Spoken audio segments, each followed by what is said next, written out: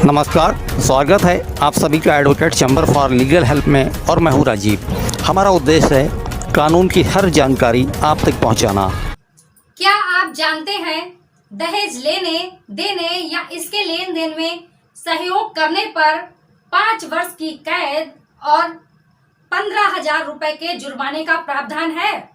नमस्कार, मैं हूँ एडवोकेट कुमकुम शुक्ला और आप देख रहे हैं advocate chamber for legal help.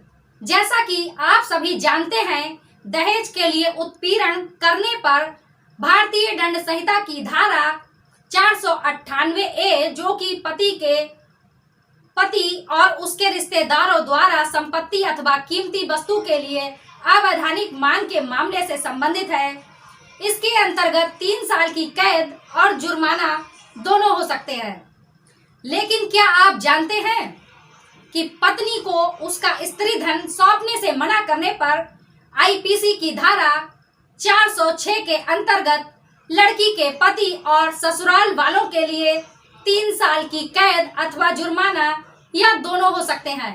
शायद आप ये भी नहीं जानते होंगे कि यदि किसी लड़की का विवाह होने के 7 साल के भीतर असामान्य परिस्थितियों में उसकी मौत हो जाए तो और ये साबित कर दिया जाए कि उसकी मौत से पहले उसे दहेज के लिए प्रताड़ित किया जाता था, तो भारतीय दंड संहिता की धारा 304B के अंतर्गत लड़की के पति और रिश्तेदारों को कम से कम 7 वर्ष से लेकर आजीवन कारावास की सजा तक हो सकती है। चलिए हम आपको बताते हैं आखिरकार दहेज होता क्या है।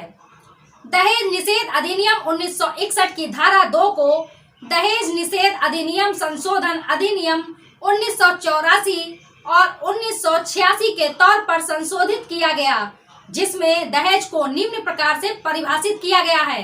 दहेज का अर्थ है प्रत्यक्ष या परोक्ष तौर पर दी गई कोई संपत्ति या मूल्यवान प्रतिभूति, सुरक्षा या उसे देने की सहमति। विवाह के एक पक्ष के द्वारा विवाह के दूसरे पक्ष को या विवाह के किसी पक्ष के अभिभावकों द्वारा या विवाह के किसी पक्ष के किसी व्यक्ति के द्वारा किसी अन्य व्यक्ति को शादी के वक्त या उससे पहले या उसके बाद कभी भी जो कि उपरोक्त पक्षों से संबंधित हो, जिसमें मेहर की रकम सम्मिलित नहीं की जाएगी या नहीं की जाती है, अगर व्यक्ति पर मुस्लिम पर्सनल लॉ शरीयत लागू होता है। क्या आप जानते हैं दहेज कब लिया जाता है? चलिए हम आपको बताते हैं।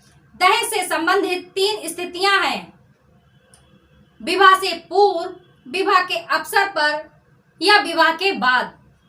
अब यह भी जान लीजिए, दहेज लेने और देने के लिए उकसाने पर या तो 6 महीने की अधिकतम कारावास है या 5,000 रुपए तक का जुर्माना अदा करना पड़ सकता है।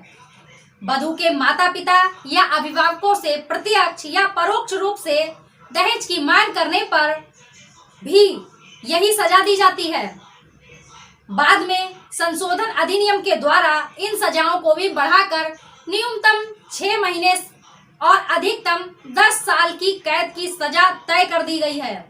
वहीं जुर्माने की रकम को बढ़ाकर 10,000 रुपए या ली गई या दी गई या मांगी गई दहेज की रकम दोनों में से जो भी अधिक हो के बराबर कर दिया गया है। हालांकि अदालत ने न्यूनतम सजा को कम करने का फैसला किया है, लेकिन ऐसा करने के लिए अदालत को जरूरी और विशेष कारणों की आवश्यकता होती है। दहेज निषेध अधिनियम 1961 की धारा 3 और 4 किस प्रकार दंडनीय है देखते हैं। दहेज देना, दहेज लेना, दहेज लेने और देने के लिए उकसाना। दहेज के लेन और देन के संबंध में सारे समझौते बेकार हैं और इन्हें कोई भी विधि अदालत लागू नहीं कर सकती है। वधू के अलावा अगर किसी व्यक्ति को दहेज मिलता है तो उसे वधू के खाते में 3 महीने के अंदर रसीद समेत जमा करना होगा। अगर वधू नाबालिग है तो उसके बालिग होने के 3 महीने के अंदर संपत्ति को हस्तांतरित करना होगा। अगर वधू की इस प्रकार के हस्तांतरण से पहले मृत्यु हो जाती है तो उसके उत्तराधिकारियों को उक्त सामान शर्तों के तहत दहेज को हस्तांतरित करना होगा। ऐसा नहीं कर पाने की दशा में दहेज अधिनियम के तहत ये दंडनीय अपराध होगा और किसी भी सूरत में अदालत को नियत न्यूनतम सजा से कम दंड देने का अधिकार नहीं होगा। धारा 3 के तहत दहेज लेने या देने का अपराध करने वाले को कम से कम 5 वर्ष के कारावास के साथ में कम से कम 15,000 रुपए या उतनी राशि जितनी कीमत उपहार की हो, उसमें से जो भी ज्यादा हो के जुर्माने की सजा दी जा सकती है। लेकिन शादी के समय वर या वधू को जो उपहार दिया जाएगा और उसे नियमानुसार सूची में अंकित किया जाएगा वो दहेज की श्रेणी में नहीं होगा, यानी वो दहेज की परिभाषा से बाहर होगा। तो आज आपने जाना कि दहेज क्या होता है। हम फिर हाजिर होंगे ऐसी ही किसी कानूनी जानकारी के साथ। तब तक के लिए नमस्कार।